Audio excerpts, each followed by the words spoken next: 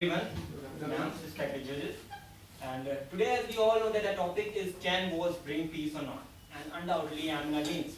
But I thought thoroughly, and I think some way or the other, why the people are in for. There is a scene after a battle in the war field. There is so many rotten bodies, and there is slaughtered men and women sitting scattered around here and there. There is so many women and children. They are just crying and yelling. They don't know that this was only the solution. Without war, they cannot bring the peace. And there is a female who is in a quest of his husband and family. For the use of, quest of his husband and family, this was a war, and they all, they must be dead. So there is also a good scene that an old father, he is sitting with a beheaded head of his sons, which was the only left part of his body, and he is having that head, and with shivering hand, he is hugging that head. For the use of that emotions, I don't know where do they come from. This was only the solution. With war, we could have got the peace, but no. Now there is voice.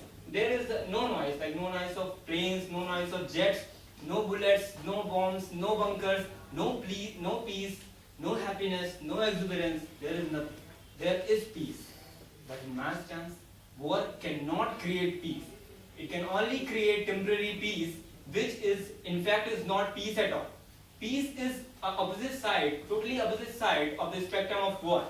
One can create temporary peace, and in that temporary peace, we live in hatred and sense of revenge that something has been taken. They have taken our family or friends or country or whatever we believed in, that was taken by someone else in the state of war.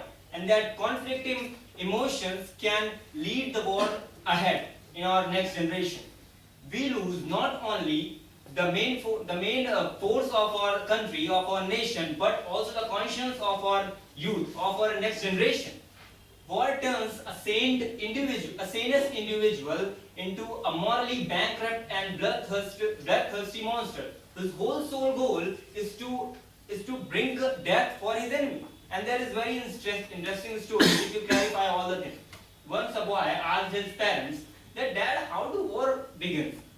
How do wars begin?" The dad said, "Take the First World War. It began because Germany invaded Belgium, and after that, immediately the wife interrupted, and she said that, 'No, tell the boy the truth. It began because somebody was murdered.'